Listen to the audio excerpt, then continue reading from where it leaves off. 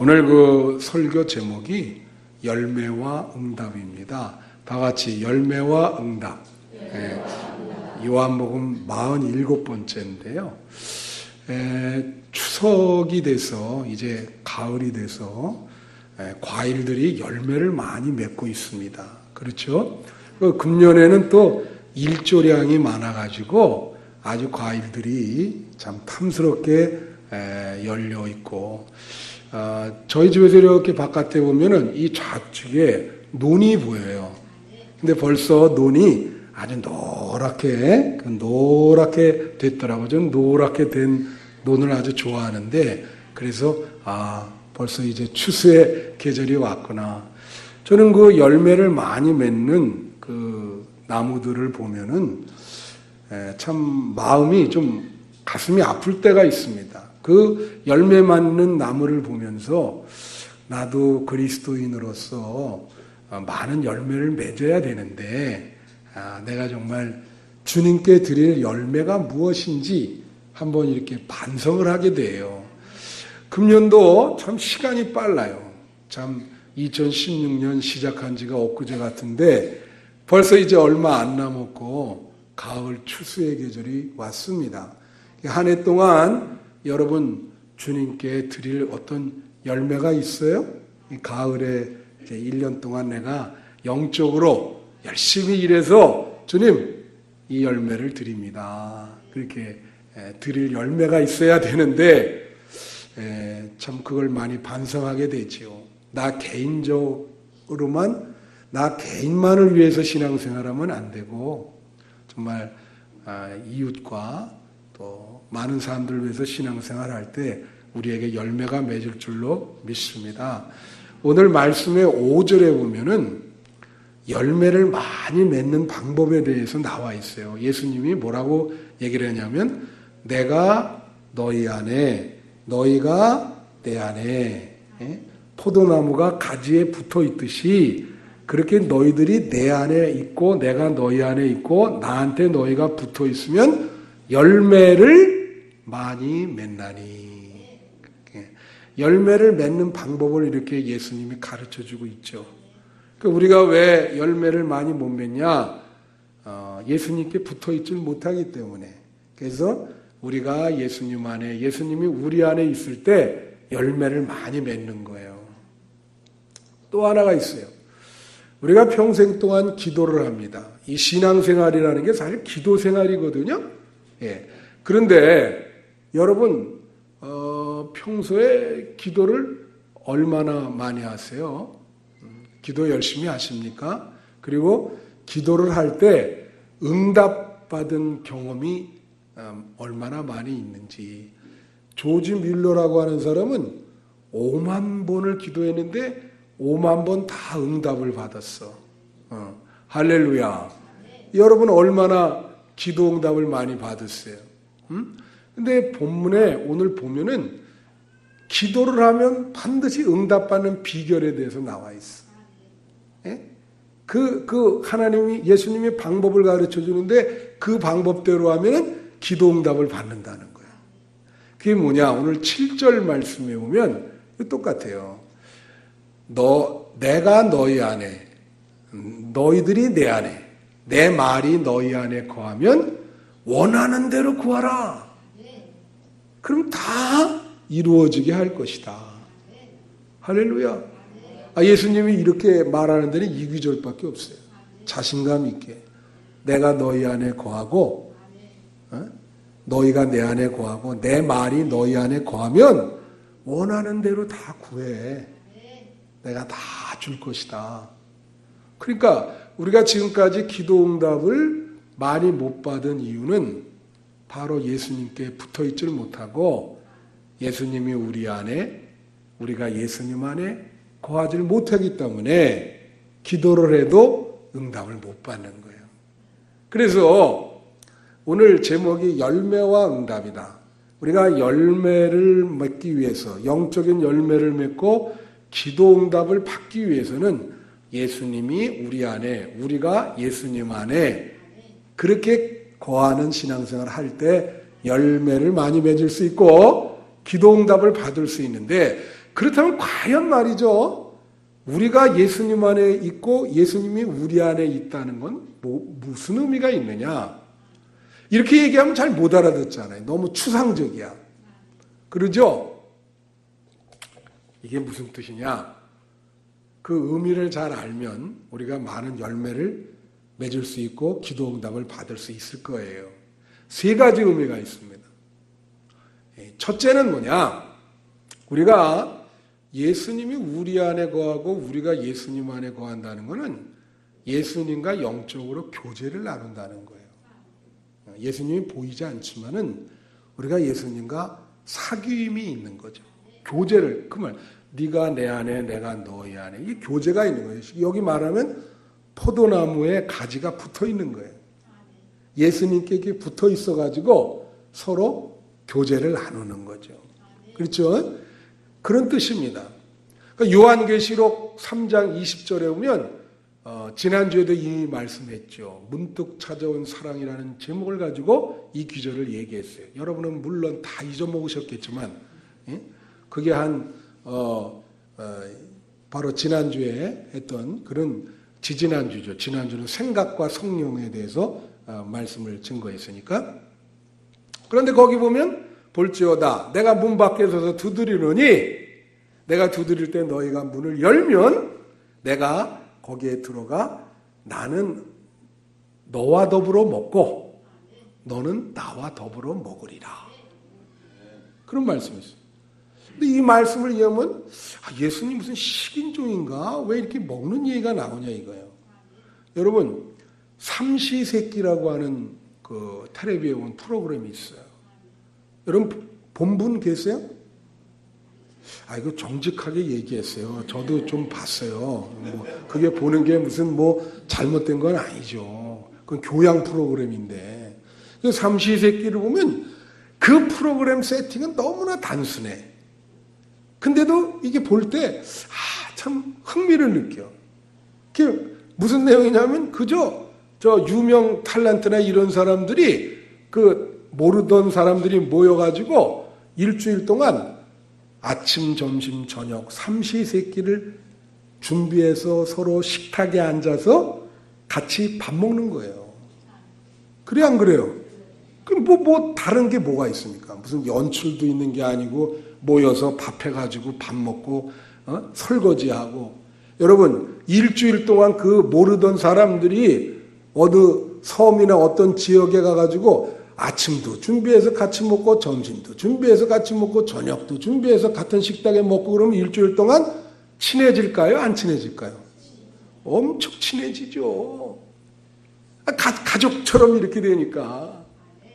그러니까 예수님이 나로 더불어 먹고 나로 더불어 먹어라. 이게 무슨 뜻이냐면 우리가 밥을 먹을 때 예수님 숟가락 한 자리 놓는 거예요. 밥 먹을 때도 예수님과 함께 먹고 일할 때도 예수님 자리가 있어.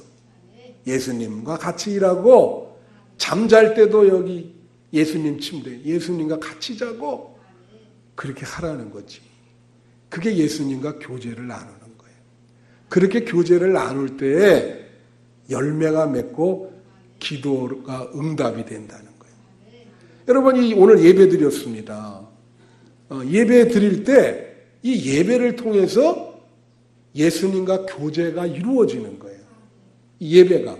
그래서 이 예배는 예수님을 사랑해야 되고 예수님과 교제를 통해서 이 예배가 이루어지기 때문에 여러분 예배에는 기쁨이 있어야 돼. 예수님과 교제를 나누니까. 여러분 예배에 기쁨이 있어요? 네? 그 예배가 말이에요. 이 빌 하이빌스 목사님이라고 윌로크리. 이 예배가 아주 앙케이트 조사를 했더니 참 죽기보다 예배드리기 싫단 말이에요. 그런 앙케이트 그런 게 나와요. 제가 글을 보다가 어느 목사님이 쓰신 글인데 제목이 행복한 불륜이에요. 이 목사님이 이 예배의 기쁨을 설명하기 위해서 이 글을 쓰셨더라고. 근데 이 내용은 뭐냐면 이분이 식당에 늘 가는데 식당에 가면은 이 남녀가 식사를 하잖아요. 그럼 이분은 가만히 관찰을 하면 이 부부가 불륜인지 부부인지를 금방 구분하신다는 거예요. 오랫동안 이렇게 관찰을 해서 내린 결론이라. 그래서 이 목사님이 참 이런 거에도 통찰력이 있으시구나. 저도 이 안 보는 것처럼 다 살피거든요. 그래서 수요일 날 누가 안 왔고 금요일 날 누가 안 왔고 다 알아요. 이번 주 금요일 안 온 분들 다 이름 불러볼까요? 여기서부터 쫙 하면 다 나옵니다. 네. 근데 이분은 이제 그런 거를 이렇게 딱 본 거예요. 근데 자, 이렇게 한 거예요. 첫 번째로 비싼 음식을 먹으면 그분들은 불륜이에요. 싼 음식을 먹으면 부부입니다. 또 둘째로, 아멘? 예, 그죠? 자, 마주보고 웃으면서 먹으면 불륜이야. 고개를 푹 숙이고 먹으면 부부입니다. 남자가 식당에서 밥을 다 먹고 둘이 나가면서 남자가 돈을 내면 불륜입니다. 근데 밥을 먹고 여자가 돈을 내면 부부예요. 나도 밥 먹고 꼭 당신 내. 그리고 나가고. 그러니까 예? 식사 후에 드라이브를 떠나면 불륜이야. 근데 식사 후에 드라이브 안 하고 집으로 곧장 향하면 부부예요. 자동차 안에서 웃으면서 깔깔거리고 대화를 나누면 불륜. 아무 말 없이 자동차 안에서 집에 갈 때까지 계속 아무 소리도 안 하면 부부예요. 근데 이분 결론이 뭐냐? 사실은 부부의 모습이 그렇게 행복한 모습이 돼야 되거든. 불륜의 모습과 부부의 모습이 바뀐 거야. 이게 문제지. 그러니까 부부의 모습이 이렇게 행복해야 되는데 이건 웬 불륜. 그래서 내가 문득 찾아온 사랑에서 그랬잖아요. 엇갈린 사랑이 제일 고통이다. 그죠? 그러니까 오늘 예배 드린단 말이야.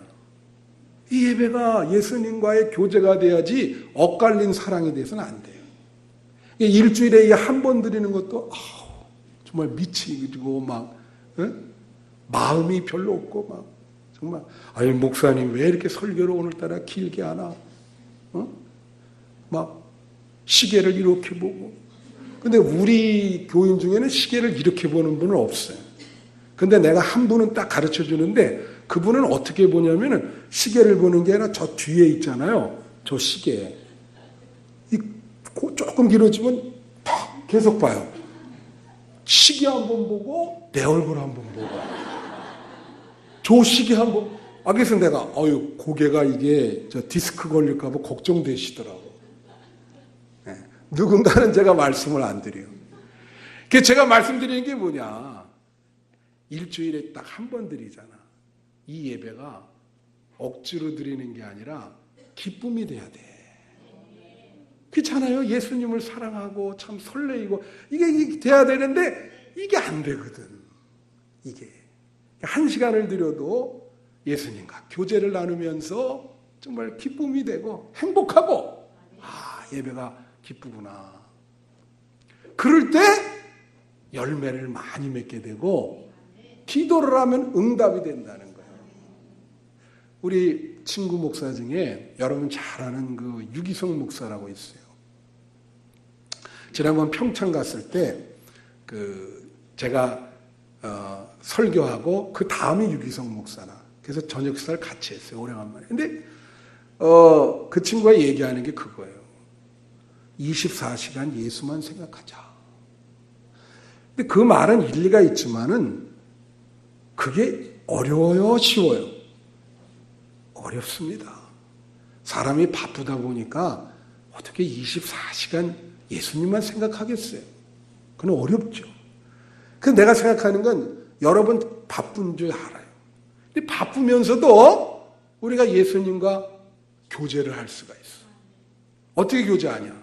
예를 들면 차를 타고 쫙 가다가 신호등에 걸린 거예요. 그 신호등 걸린 게 딱 30초야.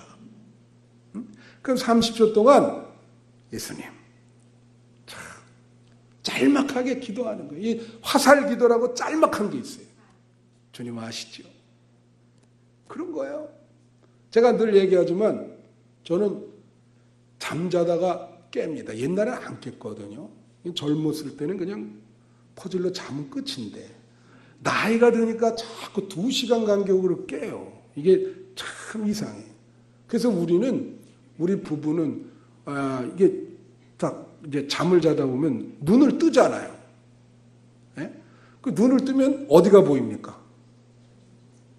천장이. 젊었을 때는 마누라 얼굴이 보였지만 지금 왜 그러냐? 나이가 들면 말이죠. 중간에 자꾸 깨기 때문에 코도 골고 이게 서로 잠자는데 방해가 돼요. 그래서 나이가 여기 저보다 연세 드신 분 결례된 말이지만 나이가 들수록 밤에 어디서 자는지 몰라요. 그냥 서로. 그러면은 눈을 딱 뜨면 천장이 보이는 거라. 근데 그 시간이 뭐 길기도 하겠지만 짧기도 해요. 그럼 천장을 딱 보면서 저는 기도합니다. 뭐라고 기도하냐? 이렇게 기도해요. 주님 불쌍히 여겨주세요. 나를 잘 이끌어주세요. 그렇게 기도. 천장을 주님 불쌍히 여겨주시고 나를 잘 이끌어주세요. 그러다 보면 이제 잠이 든단 말이에요. 그러니까 참 바쁜 시간들을 보내기 때문에 예수님과 교제할 수 있는 시간이 그렇게 많지 않아요. 그렇지만 어떤 일을 하시든지 예수님을 의식하고 짤막하더라도 그렇게 교제를 나누면 그러면 예수님과 교제를 하는 거예요. 그럴 때 어떻다고요? 열매를 많이 맺게 된다. 기도가 응답받게 된다. 여러분 바쁘더라도 예수님을 좀 생각하시는 여러분 되시기를 축원합니다. 그래야 열매를 맺을 수 있는 거예요. 전혀 뭐 아무 생각 없이 예수님 생각 없이 살면 교제가 어떻게 일어나겠어요. 그 다음에 둘째로 우리가 예수가 우리 안에 거하고 우리가 예수 안에 거한다는 것은 교회 중심적인 신앙생활을 한다는 거예요. 교회 중심적인. 어떤 분은요 여기 있으면은 하루에도 교회 10몇 번 오는 분이 있어요. 늘 교회 중심적으로 교회를 위해서 늘 바쁘고 이 시간 스케줄이 교회 중심적으로 돌아가. 왜 이런 말은? 제가 함양에 이번에 부흥회 갔습니다. 이게 시골 그 지역인데 함양군인데 그 안에 61개 교회가 있어요. 다 시골 교회예요. 처음으로 그런 데 가면 너무 제가 은혜를 많이 받았어요. 근데 거기서 무슨 일이 있었냐면 이제 함양군이라는데 굉장히 넓거든요. 그러면 교회가 이쪽 끝에서 저쪽 끝으로 옮겨갔어. 그랬더니 그 교회에 다 중직들 임원들이 다 집을 팔고 또 그쪽 교회를 따라서 글로 다 갔다고. 그래서 거기서 본래 그런 거예요. 교회 중심적 은혜 받는 사람은 다 교회 중심적으로 교회가 절로 가면 글로 팔고 또 다 쫓아가고. 근데 거기 땅값이 올라가니까 또 복을 받잖아요. 그런 식이 되는 거예요. 그래서 교회 중심적인 이런 신앙생활 할 때 열매를 많이 맺고 기도응답을 받는 거예요. 여러분 마음에 말이에요. 교회가 멀어지면 안 되는 거예요. 마음속에 늘 교회가 그립고 오늘 추석 가면은 그 고향에 가잖아요. 고향은 늘 그립죠. 그렇듯이 교회가 여러분의 마음의 고향이 돼야 돼. 맞습니까? 그래 이게 교회 중심적인. 이번에 갔더니요 목사님이 하나 계신데 목사님 이름이 아주 독특했어요. 백미듬터. 한번 해보세요. 한번 해봐. 내가 발음이잖아. 백미듬터. 이거를 아버지가 장로님인데 이분이 나이가 많아. 48년생이야. 그 2년 후면 은퇴인데 이 이름이 백미듬터예요. 난 처음에 그래서 막 인사하는데 백미듬터입니다. 네? 뭐라고요? 백미듬터입니다. 처음 난 머리 털라고 이런 이름 처음 봤어요. 그래서 제가 물었어요. 아니 이름을 누가 지어드렸습니까? 했더니 아버지가 장로님인데 아버지가 지어줬다는 거야. 그런데 48년에 태어나서 백미듬터로 졌는데 면회 가서 이름을 이제 등록을 하잖아요. 등록을 하는데 면석이가 딱 보더니 이게 이름이냐? 안 받아주더라는 거예요. 그리고 그때 시절에는 대부분 한자로 준 거예요. 그리고 한글 순수 한글 이름이 나온 게 그게 얼마 안 돼요. 그러니까 등록을 시켜줄 수 없는 거예요. 이건 못 해줍니다. 그랬더니 매일 찾아가, 매일. 이거 우리 아들 꼭 이렇게 줘줘야 됩니다. 매일 찾아가니까 면석이가 야, 당신 같은 사람 처음이라고. 그래갖고 딱 그 이름을 받아줬대. 근데 아버지가 무슨 의도로 이런 이름을 지어줬을까? 한번 생각을 곰곰이 해보세요. 아버지가 자, 이 백미듬터라는 이름은 이 사람은 직장 생활하기 힘들어. 그 이름 가지고 술을 먹겠습니까? 뭘 하겠습니까? 그렇잖아요? 이 사업도 잘해야지 이름이 백미듬터라. 그래갖고 처음에는 세상에 나간 거예요, 세상에. 그 이름 가지고 여러 시도를 해봤지만 이게 너무 힘든 거라. 아휴. 그래서 어쩔 수 없이 늦가기에 이제는 이거는 못하겠다, 이 이름 가지고. 그래서 신학 공부해가지고 교회 목회를 하기 시작한 거예요. 이 이름은 딱 목사 될 이름이야. 백미듬터 목사.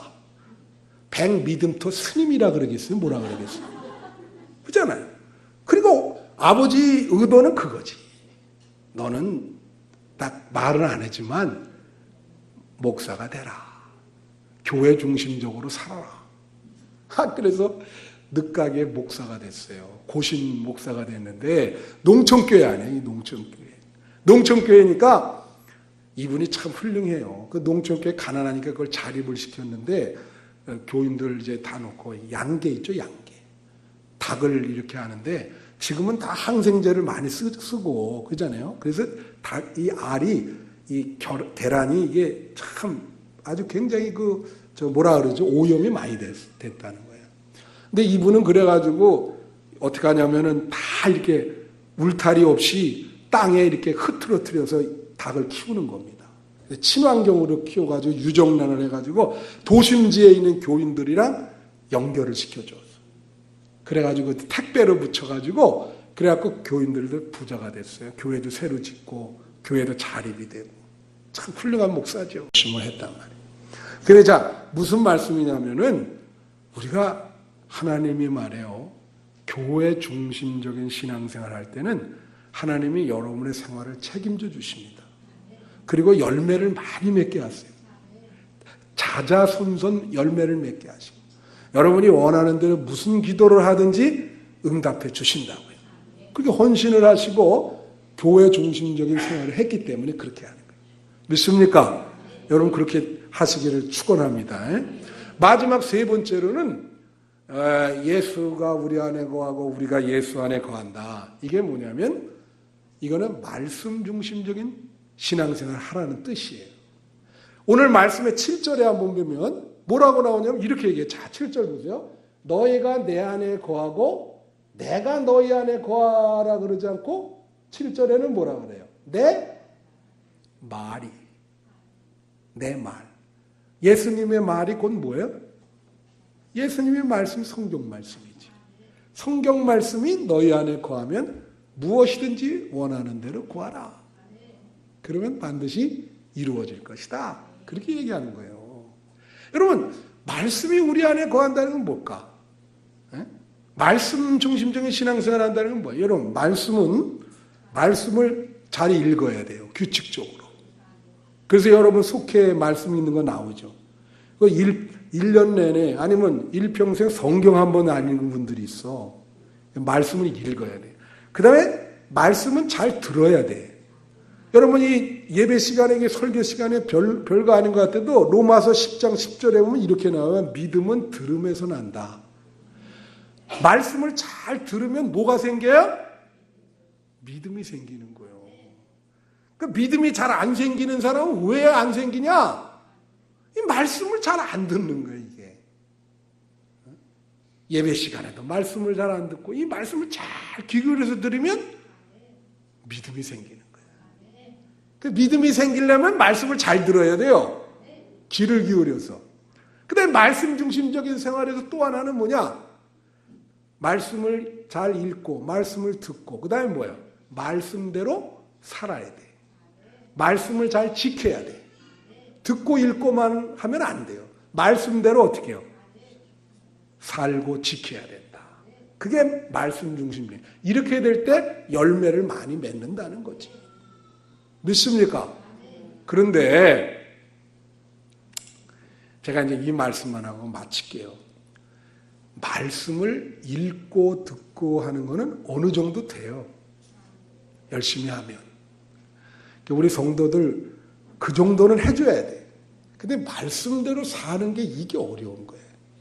오늘날 기독교인들이 말씀대로 못 살기 때문에 이 세상 사람들한테 욕을 먹는 거예요. 예?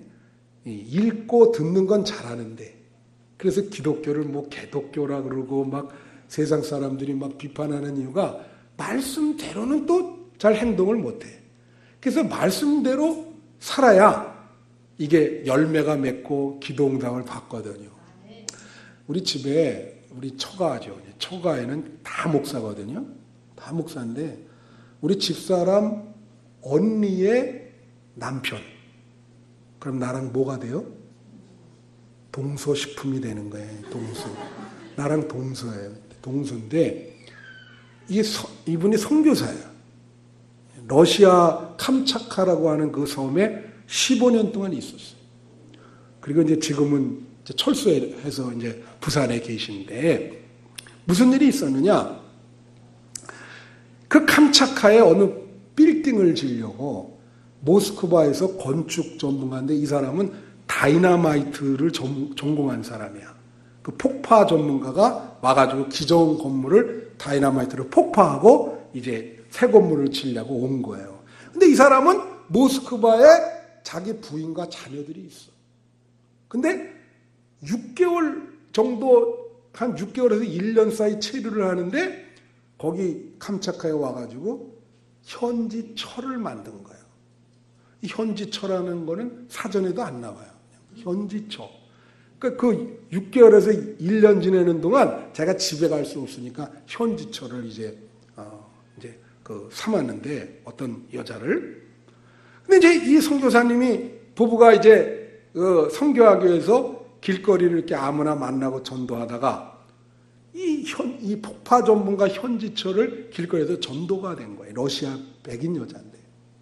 전도하다가 뭐 전도하면서 예수님은 사랑입니다. 교회 나오세요. 막 이렇게 그냥 막 전도하니까 정말 그 주일에 그 여자가 나온 거예요. 그리고 예수를 믿겠다고 결심을 한 거예요. 근데 새신자 교육을 시키는데 새신자 교육 시킬 때 뭐 시켜요? 십계명도 시키고 뭐 주기도문 사도신경 뭐 하잖아요. 십계명을 시키다 보니까 이제 거기에 보면 나오잖아요, 계명이.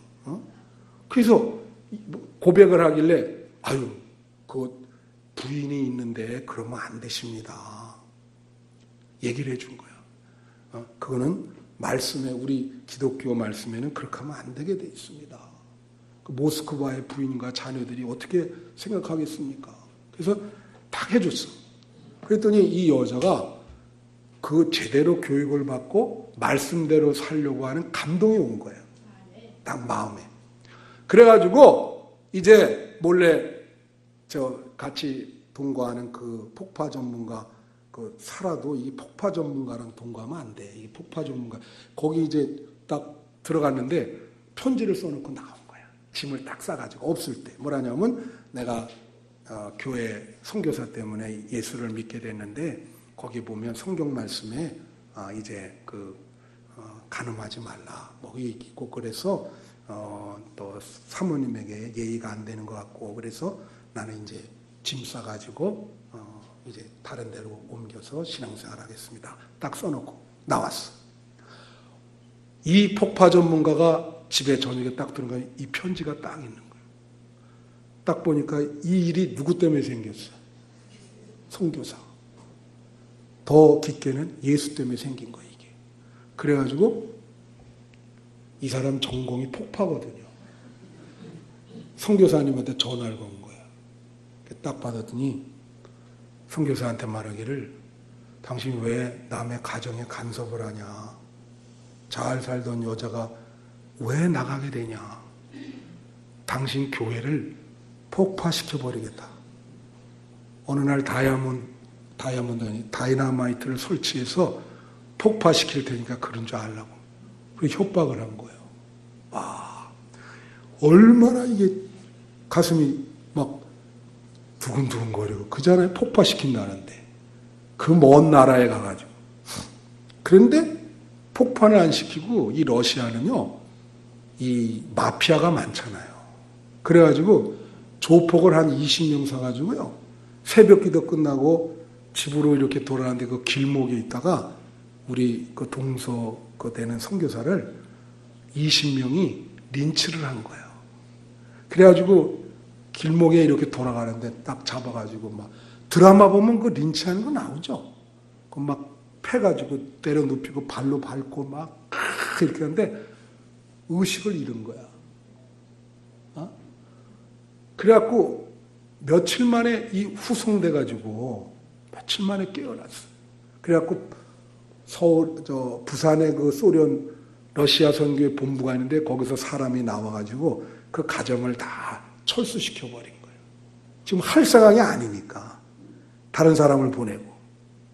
예? 그런 일이 여러분 이 말씀을 지킨다는 게 이렇게 어려운 거예요. 그 말씀대로 산다 그러니까 그렇게 마귀가 역사를 하고 막 린치까지 당하면서 그래서 이 말씀을 지킨다는 게 쉬운 일이 아닙니다.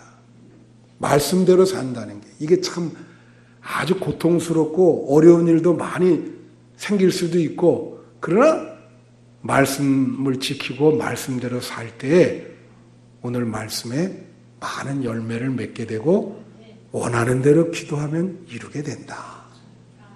그래서 오늘 말씀을 정리하면 그거예요. 우리가 열매를 많이 맺고 기도응답을 받으려면 우리가 예수님 안에 거하고 예수님이 우리 안에 거해야 되는데 그 말은 무슨 뜻이냐. 예수님과 진정한 교제를 나누고 그죠? 교회 중심적인 교회를 사랑해서 교회 중심적인 사랑을 하고 말씀 중심적인 사랑 말씀대로 살려고 노력할 때에 많은 열매를 맺게 될 것이다. 믿습니까? 여러분이 그런 신앙생활 하시기를 축원합니다. 우리 한 3분 동안만 우리 이러한 신앙생활 하게 해달라고 우리 같이 통성으로 기도하겠습니다. 하나님 아버지